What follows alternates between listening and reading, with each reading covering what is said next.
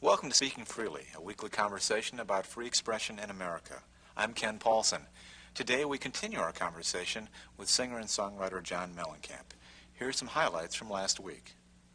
I would say in the year 2003, the music business is as broke as I've ever seen it. I mean, it doesn't work. It just doesn't work. Corporate America has slaughtered the music business. You know, the idea of offending someone is like, ooh, you know, they're not real happy with To Washington right now either. You know, it was kindly suggested to me that, you know, John, why don't you take that song off the record? It's like, man, I can't do that, fellas, you know. That's the same thing you asked me about, you know, a couple songs on the last record. What this is all about is your right to freedom of speech. What made America great is an independent, vigorous press. If a jerk burns a flag, America is not threatened. Political speech is the heart of the First Amendment. For expressing their religious beliefs. Now is the time to make justice a reality for all of God's children. In a country in which the government can't stop our speech, we end up doing it to ourselves. Well, hold on for a second. What do you mean the government can't stop our speech? Well, that's the theory, isn't it, under the First Amendment? It's a theory. You know, it's a theory. But they do stop our speech all the time. We've just seen people's speech being stopped. I mean, the same, and don't misread this. I have tried to stay neutral in Democrats and Republicans because, you know what, I could be wrong. But when I see what happened to the Dixie Chicks and what little bit has happened to me, it's like, wait a minute. You know, what? But, I mean, you know, those girls had to apologize. So help me with this. Where's the government in that mix? You know, you hear a lot of people talking, you see articles, you read about websites, there's talk radio is all over it. But I really don't see the government involvement in this backlash. Maybe I'm cynical, but I put to you that, you know, when they couldn't find something on the last president about Whitewater, 150 grand, spent millions to try to, they had to get him on something. So, of course, they got him on a sex scandal, which is mentioned in To Washington. But, you know, you just can't spend that kind of money and come up empty. And, of course, they came up empty. That same machine, I would have to think, is somewhere in this mix. You know, when a guy in Ohio who's a Republican does not support the tax budget that is being proposed right now, they ran ads against their own kind with him with a French flag, demonizing him as, you know, a French sissy. Wow. You know, in the wake of the Dixie Chicks controversy, Cumulus Broadcasting, a huge radio station company, told all of their stations they couldn't play any Dixie Chicks music until they heard an apology from Natalie Maines. Now, we've all seen examples where radio companies have said, this song's too hot to handle, nobody play it. But I've never seen exactly that situation where a performer made a remark, a political remark, and then suddenly all the music was off limits. Have you ever seen anything quite like that? Well, that's my point. That's why I said to you, well, wait a minute, do we have free speech? You know, if they are currently programming a record because it's making them money and it's doing well for them on their station, then all of a sudden, just because of a statement saying, okay, that's it. See, it's very unfortunate. I mean, you know, let's face it. That was just such bull that even happened.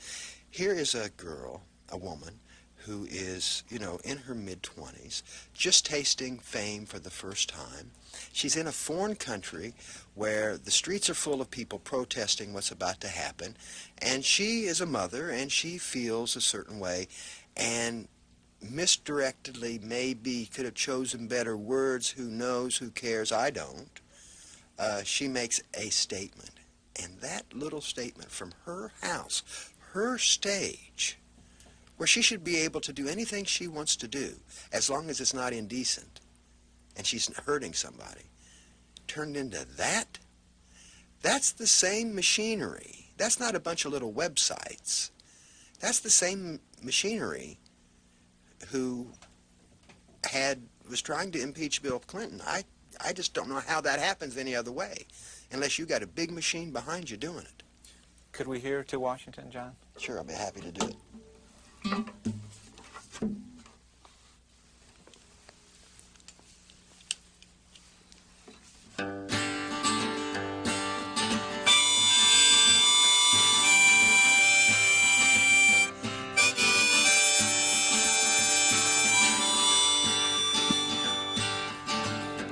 That's just the way Woody would have done it, I think.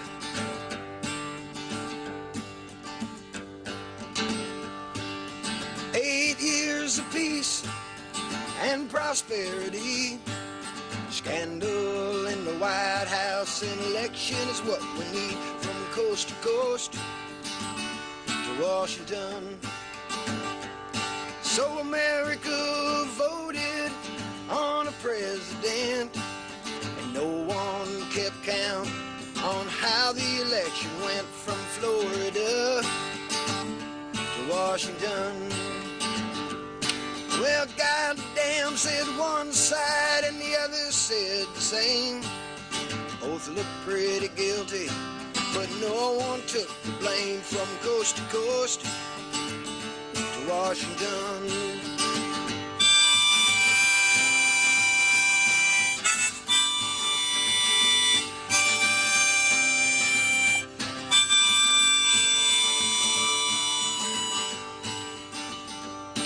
So a new man in the White House with a familiar name said he had some fresh ideas, but it's worse now since he came from Texas to Washington. And he wants to fight with many, and he says it's not for oil. He sent out the National Guard to police the world from Baghdad to Washington. What is the thought process to take a human's life? What would be the reason to think that this is right? From Jesus Christ to Washington. From heaven to Washington. That's it. You tweak just about everybody. You go after Republicans, Democrats? Whoa, wait a minute, I ain't tweaking anybody. No? You don't think anybody would be offended by that song? Clearly they have been. Well, if they're offended by this song, then they should... You know, I want to say, if people want a better world, it starts with one person. And if there is offense there, then, you know, I didn't make any of this up. You know, I didn't, you know, I see myself as a kind of an old-fashioned troubadour, and if a songwriter decides to and has the mind to write about what he sees out his window, and it is offensive or whatever it is, well, that's the business I'm in. You know, that's what I do. I didn't invent this job. This job was invented by much more talented people and much more aggravated people than myself. I mean, you know, Woody Guthrie did not invent this job. You know, we only are part of a big picture. I don't know. I mean, go through the lyrics. What is not true? What is not true in the song? I mean, I challenge anybody to say, you know, what's not true about it? 8 years of peace and prosperity. Well, yeah, there were some, I don't mean to diminish anybody's life being taken in Kosovo, but there were some skirmishes. But there was never any talk about leaving the UN. You know, we can go through the whole song if you like. Well, let's play with that. Scandal in the White House. That's what I meant. It's even-handed. I mean, there are things that will make Democrats uncomfortable and things that will make Republicans uncomfortable. Well, I actually played this for a bunch of Democrats, and they cheered like wild banshees, I can assure you.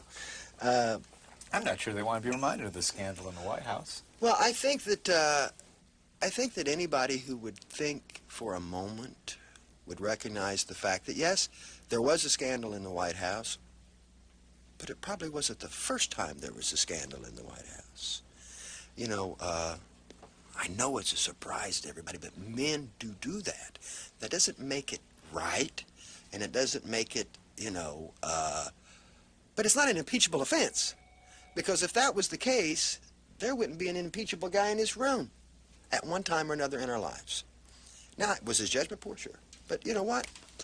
I'm sure that those Kennedy brothers left some marks in that room too. So this is a song that talks about the disputed election, talks about going to war for oil. Yeah, what is the dispute about the election?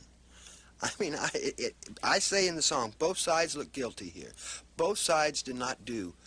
But I have to say that, you know, there's 50 states in this union. 50 states in this country. And it boils down to your brother's state? I don't know, just in general, I don't know nothing. I don't know nothing. I'm just a guy in Indiana. I ain't saying nothing. I ain't making any accusations. But the observation is, out of all 50 states, this was the deciding state. That's odd. The odds are 50 to 1 that happening, and I'll be damned if it didn't happen. Well, what's unique about this song is what was once not at all unique about music. I mean, there were songs that were very topical. You point out about the role of a troubadour from the 17th century on. They've been Yes. singing about current events. Yes. And that's fallen out of fashion because, as you point out, it can offend people. And yet, everything you've written in here is right out of the newspaper headlines. Sure. I made up nothing. You know, my slant, I don't even think I have a slant on it. When I wrote the verse that seems to be offending people is, and he wants to fight with many, and he says it's not for oil. There was not really any, when I wrote this, there was not even really much talk about them going to war. But it was being threatened. They hadn't left the UN. There wasn't any fighting going on in the UN. None of that had happened yet. You know, but then once it happened, you know, of course, the story of oil, and I don't know. I'm not saying nothing. I'm just saying, well, we ain't getting nobody. You know, it seemed to change why we were doing it anyway. It started out being this, and then it was that, and then it was Iraqi freedom. You know, so, and then the other verse is said he had some fresh ideas and it's worse now since he came. I wasn't speaking about the war at all in that verse. The economy was worse. It doesn't matter if the Democrats left him a shitty mess. The bottom line is that it is worse. Unemployment's higher. Interest rates are, you know, down, and all kind of things happening trying to prop up something that's not good. How can you argue with that? I didn't make this up. It's in the newspaper. So here's a song that is, you know, somewhat more topical than a lot of your records, but really, you know, you look at your body of work, and there have been a lot of songs in people's faces, very direct, very topical. Why the strong reaction to this one? I think it was timing, the same reaction as anybody who would criticize. Before this problem, before the Iraqi problem, and we left the UN, people really felt a love it or leave it sensation, and it was an emotional decision. I don't know what they're going to think in a year's time. Now, I hope I'm wrong. This is my personal opinion. You know, what are we going to do in a year's time? So we'll see. When you began playing, you referred to Woody Guthrie, and you've been a part of, you did Do Re Mi for the tribute CD. Right. You're clearly an admirer, and you even echoed his "This Machine Kills Fascists" on your guitar, where Woody Guthrie carried that. Clearly, music is an extraordinarily powerful vehicle for communicating ideas. Right. Do we underestimate that? I think that we overestimate it and underestimate it. I think that, you know, when you come out of a time period where music is very light, and then all of a sudden something happens that changes the face of the country, and things start to change, people are afraid. And I'm not really even angry at people who are angry at me. I understand they're afraid. And fear is a great motivator. Fear is a tremendous motivator, and fear can make people really act in an emotional way. I mean, that's the way the Third Reich was formed, out of fear. The those people were in a terrible position, and you know, it was easy for him to come in and have this fascist thing happen, and it was out of fear. People are afraid. In the few minutes we have left, I want to talk about the visual side. You became a painter, apparently as a hobby, I think you've described it. I loved your book, which was a benefit publication for Saved Music, where you say, look, I know there are other people, hundreds of artists who deserve to have a book published before I do, but because of your celebrity and your hobby, I thought, you know, what a nice perspective and a nice thing to say in the book jacket. And yet you've had a lot of very positive response to your work. Where did the artistic bug, I mean, where did the visual gift come from? Well, quite honestly, I mean, there have been hundreds of times that I thought, why did I even start this damn guitar business? I should have just been a painter and forgot about it, you know. I could have painted, you know. And painting is such a different experience than live performances, and, you know, it's just such a solitary life, and which is one of the reasons I still live here, is because I can sometimes achieve not being part of anything. You know, I've always said, you know, man, I'm with myself. I'm not with anybody. You know, I'm not with the Democrats. I'm not with the Republicans. I'm not with anybody. I'm with me. You know, and that gives me a lot of freedom to be that way. And painting gives you so much freedom. I mean, you know, I can adjust and correct and paint fast and make mistakes, and as long as I feel the painting is beautiful, that's all that matters to me. I understand that one of the artists whose work you admired was Beckmann, yes, who was among those suppressed by Hitler. Yeah. Can you talk a little bit about that work and why it touched you? Hitler only wanted nice things to represent Germany. Only nice things. The world that he talked about had no place for Jewish people, had no place for the black person, had no place for really, you know, Italians. It was a very small box you had to fit in. And if you painted those people, or if you didn't paint in a classic traditional style of women or men doing mundane everyday life things, then you were considered not of the ilk of the Third Reich. So, I mean, and, you know, look, you can look at Beckmann's paintings. They're for everybody to see. I don't know what they're talking about. What is it about these paintings that was so offensive? You know, and you can say, well, it was the time. I don't care. Put it in the time. I still don't see how he was thrown out or had to escape Germany. But, you know, it had a lot to do with his race. You know, Hitler was a painter himself. You should see those paintings. Big, big buildings with little teeny people. And the people in the paintings are so insignificant.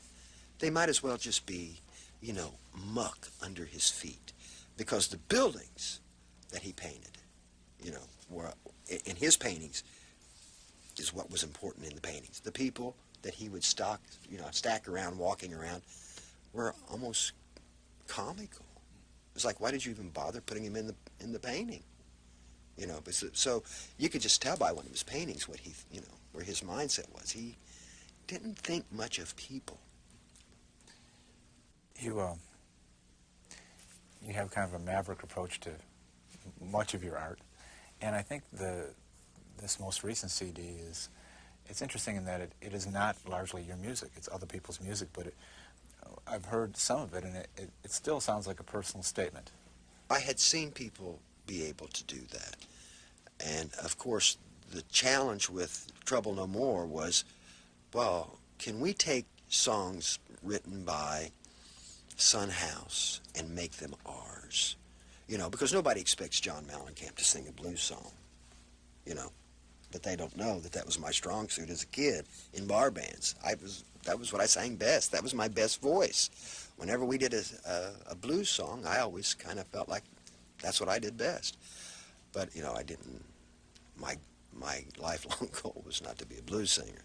So, Yeah, that was the challenge of Trouble No More, is picking material that we could make our own, that sounded as if it was a personal statement from me and that it was my song. And it was so much fun because I got to research all this history. I thought I knew a lot about music, but I didn't really realize that, you know, Hank Williams, there'd be no Hank Williams if there wasn't an Emmett Miller, you know. But Emmett Miller never got the credit that he deserved because Emmett was a minstrel. And minstrels were considered, you know, kind of second-rate entertainers. But Emmett Miller wrote Hank's first song, and he sang it the exact same way Hank sang it. You know, I mean, there's no, did Hank copy it? Well, yeah, I'd say Hank copied it. I mean, he's singing it exactly like Emmett Miller sang it 20 years before. I got the lungs of blue. And, I mean, it's all right there. I mean, it's like, wow. And for me, I thought it was wonderful because told me that it didn't really matter who invented it. It's who delivered it, you know, and the delivery was by Hank. It's quite a mix. You've got some real old-timers. You also have Lucinda Williams represented on the... Now, see, that record was really a troublesome thing for me because when I found out that was Lucinda Williams, I thought, oh, I can't put this on this record. It doesn't work. One of the way I researched this record was putting a lot of CDs that I would receive from the record company and a lot of Smithsonian stuff, and I would just have it playing in my house. And it would play for days, you know. I'd get up and push play, and 20 CDs would play. And I kept hearing this Lafayette song, and it was on a Smithsonian record. I had no idea who was singing the song, but I loved the song. And then, of course, there was a challenge, can I sing the song? And the record really needed the song, because it's the only positive, fun, just on the surface, you know, fun song on the record that's not so steeped in, you know, sadness or despair or, you know, whatever emotion might be evoked from the song. You talk about making a song your own. I was really eager to hear your version of Skeeter Davis's End of the World. Mm-hmm. She had the hit record with it. And it is dramatically different. How did you approach that record? Well, I mean, first of all, that was a Tin Pan Alley song. And it was if you could mass produce a song back then, that was mass produced. Chet Atkins produced that record. And she sang it beautifully. And the song was obviously written for a woman, to be sung by a woman, you know, and the melody is very obtuse for a male, I found. You know, I'm held, you know, maybe somebody else knocked the shit out of it, I don't know. But for me, it was a very hard song to sing because of the melody. It had a lot of different things that I would never write, you know. I would never write a melody. It was very flowery. So how do you get around that? And so we, you know, when we started playing it, you know, we played it a couple times. I said, forget it, we can't do this song. Because we were treating it so preciously. She played it very preciously. It was very precious when she did it. Her performance was precious. I said, forget that. Let's go the other way. Let's just go to the other side of it. And Andy saved the day once again. He just started playing this great rhythm. Dun, dun, dun, dun. As soon as he played that rhythm, it was like, I could sing the song without sounding, you know, I don't mean to sound weird, but, you know, the way we were doing it, I should have a dress on if I'm going to sing this song this way, because this is a woman's song, and, you know, I can't deliver it. But the minute he quit playing that, I could put my pocketbook down, and bam, we had it, you know. After a quarter century, your first CD of covers, you know, you've done all kinds of things that I don't think there was any formal training for. You became a video director, you directed your own movie, you were an actor, a well-received film. What haven't you done? What's up next? What I haven't done, I don't think I can do. I don't think that there is time in my life left, and I think there's too much resistance to who I am to achieve what I thought I would be able to. The interesting thing about, there's a song on the new record about, a song called Baltimore Oreo. That was written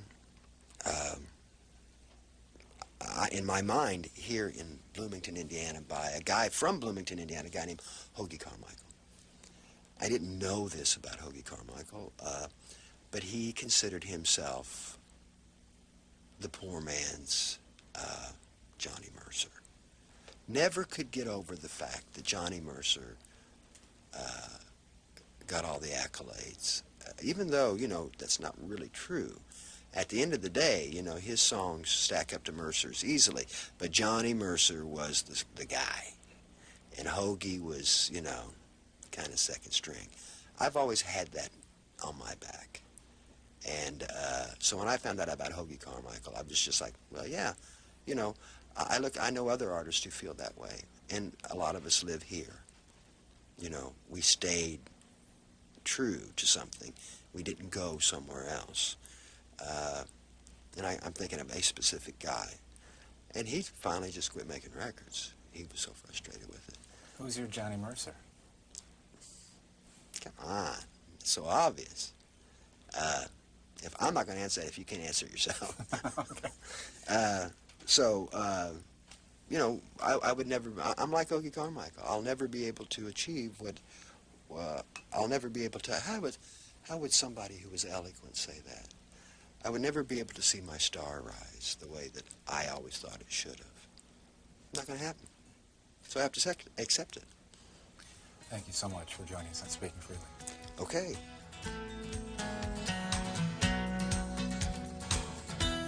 Join us next week as we continue our discussion on free expression and the arts.